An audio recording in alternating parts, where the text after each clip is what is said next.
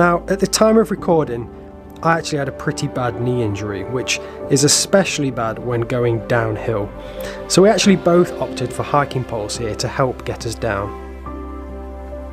There's a lot of loose rock to contend with on what is a pretty steep descent down towards the falls.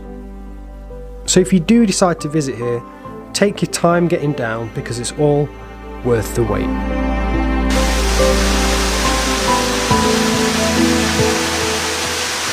Welcome to Waterfall Swallow, everyone.